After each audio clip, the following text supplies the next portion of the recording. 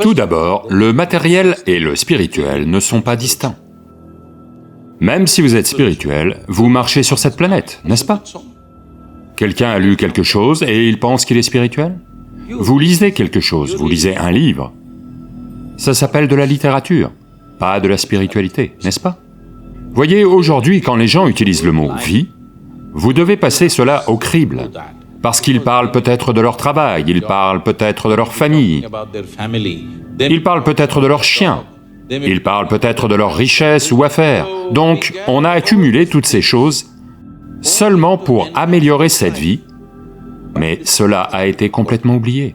Donc, si vous vous en rendez compte, alors on utilise ce mot très corrompu appelé spiritualité. Vous avez mentionné à plusieurs reprises qu'on ne peut pas ignorer le corps matériel qui nous a été donné et qu'on doit vivre avec lui.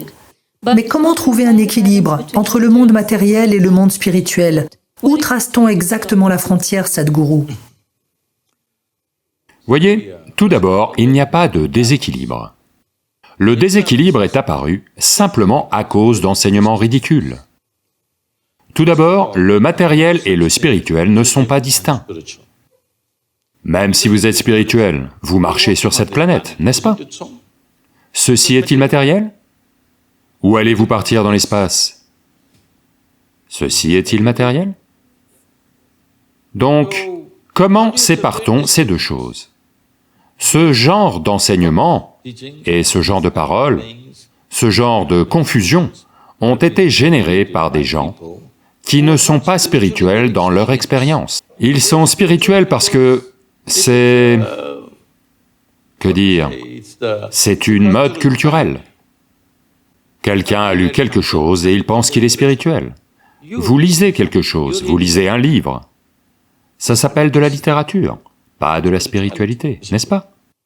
Oh, j'ai lu ce livre, donc je suis devenu spirituel. Ça n'existe pas.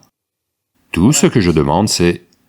laissons tomber ce mot, parce que c'est le mot le plus corrompu. Si vous dites spiritualité, l'un pense au paradis, l'un pense à Dieu, l'un pense à quelque chose en forme d'œuf qui flotte. Laissez tomber ce mot. Vous avez un corps, c'est sûr, il est visible. Vous avez un mental, oui? Vous avez des émotions. Mais il y a aussi des énergies de vie derrière ça, n'est-ce pas? Il y a une vie. Êtes-vous une vie? C'est une question. Vous êtes une vie. Donc, ne lui donnons pas un quelconque autre nom. Il y a la vie. Tout le matériel physique que vous avez accumulé, vous l'avez accumulé de l'extérieur, n'est-ce pas? Ceci est juste la nourriture que vous avez mangée. Oui ou non? Ce que vous appelez mon corps, c'est juste la nourriture que vous avez mangée, ou c'est juste un morceau de la planète.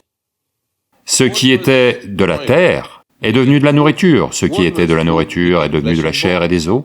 Maintenant, on est assis ici. On a accumulé ce corps sur une certaine durée. Vous n'êtes pas né comme ça, vous l'avez accumulé lentement, morceau par morceau, n'est-ce pas? Petit à petit. De même, quoi que contienne votre mental, quel que soit le contenu de votre mental, vous l'avez aussi accumulé de l'extérieur, n'est-ce pas? Donc, ceci est un tas de nourriture, ceci est un tas d'impressions. Quoi que vous accumuliez, quoi que vous ayez jamais accumulé, vous pouvez affirmer que c'est à vous. Mais vous ne pouvez jamais dire « c'est moi », n'est-ce pas? Allô? En ce moment, pendant que je parle, je vais prendre ce récipient. Il est devenu très célèbre, ce récipient. C'est mon récipient. Si je dis « c'est mon récipient », vous allez penser « oh, Sadhguru a un problème ». Mais écoutons, tout le monde dit qu'il est sage. Au bout d'un moment, je dis « c'est moi ». Alors vous dites « rentrons ». Je ne l'ai pas dit, madame. Je ne faisais que prétendre, je ne l'ai pas dit.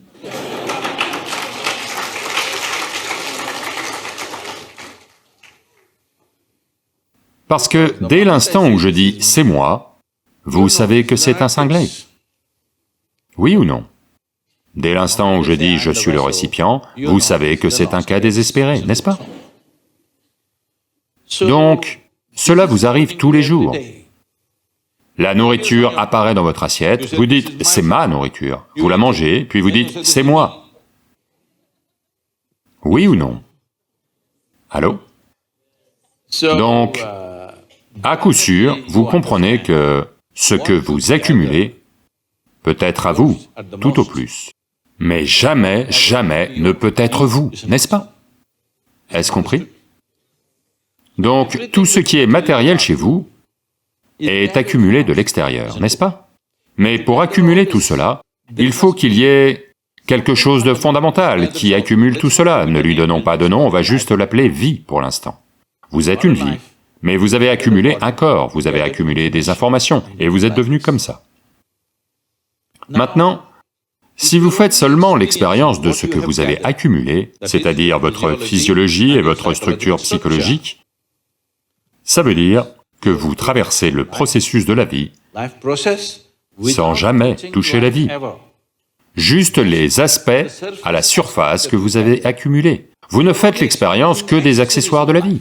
Voyez, aujourd'hui, quand les gens utilisent le mot « vie », vous devez passer cela au crible, parce qu'ils parlent peut-être de leur travail, ils parlent peut-être de leur famille, ils parlent peut-être de leur chien, ils parlent peut-être de leur richesse ou affaires. Quand ils disent « ma vie », vous êtes censé comprendre de quoi diable ils parlent.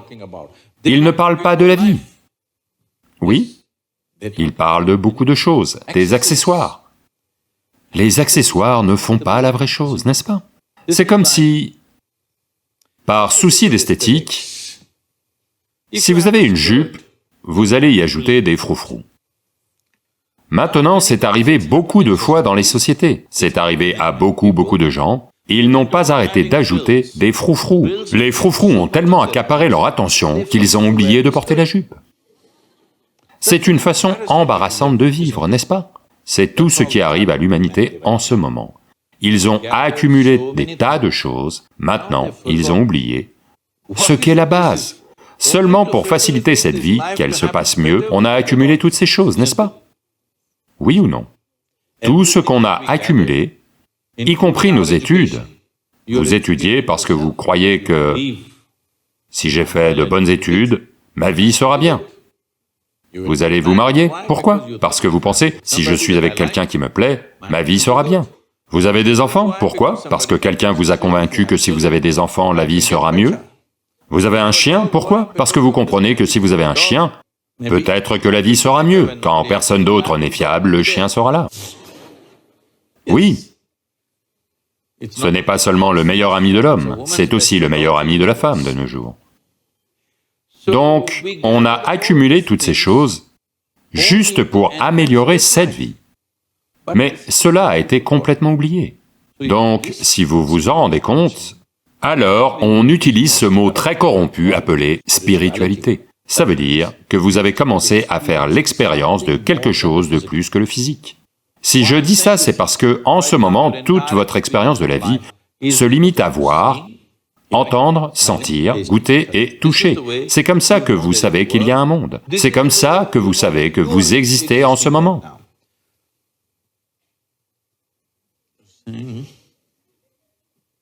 Si vous somnolez juste un peu, la première chose, c'est que je vais disparaître dans votre expérience. Oui ou non? Un peu plus, et tout le monde disparaît. Ensuite, vous disparaissez aussi, n'est-ce pas? Oui ou non? Voyez, vous êtes vivant, le cœur bat, même le cerveau fonctionne, tout fonctionne. Mais dans votre expérience, il n'y a pas de vous, il n'y a pas de monde, il n'y a personne, n'est-ce pas? Tout ce qui s'est passé, c'est que les 5 organes sensoriels se sont éteints, c'est tout. Donc en ce moment, toute votre expérience de la vie ne passe que par ces 5 sens. Donc ces 5 sens, dans la nature même des choses, ne peuvent faire l'expérience que de ce qui est physique. Voyez, vous pouvez voir seulement les choses qui arrêtent la lumière. Elles doivent être opaques, pas seulement physiques, même l'air est physique, mais vous ne le voyez pas. Simplement parce que, seulement s'il est opaque, s'il arrête la lumière, seulement là vous le voyez. Imaginez que ma main n'arrête pas la lumière, vous ne la voyez pas, n'est-ce pas? Voyez-vous mes 2 autres mains? Non, parce qu'elles n'arrêtent pas la lumière. Tout ce qui n'arrête pas la lumière, vous ne le voyez pas. Mais l'air n'est-il pas vital pour votre vie? Allô? Juste parce que vous ne le voyez pas, peut-on l'écarter? Est-il très important? Vital. De même, la vie que vous êtes n'est pas visible pour ces deux yeux, mais c'est la chose la plus vitale, n'est-ce pas? Donc, il n'y a pas besoin d'équilibrer. Ils sont tous parfaitement équilibrés, c'est pour ça que vous êtes en vie. Processus spirituel ne veut pas dire que vous allez inventer quelque chose. La spiritualité s'appelait toujours réalisation. Réalisation veut dire quoi? Quelque chose qui a toujours été là. Et j'ai été assez stupide pour ne pas le voir. Aujourd'hui, je l'ai vu. Je n'ai pas inventé quoi que ce soit, je n'ai pas créé quoi que ce soit. Quelque chose qui a toujours été là. Je l'ai vu aujourd'hui. Bien que ça ait tout le temps été là, je ne le voyais pas. Seulement aujourd'hui, je l'ai vu. C'est ça la réalisation. Ce n'est pas un accomplissement, ce n'est pas une acquisition, ce n'est pas autre chose, c'est juste une réalisation. Donc, la réalisation ne change aucune dynamique de la vie. Elle est juste comme elle est. Mais comme vous avez réalisé, tout à coup, vous êtes émancipé.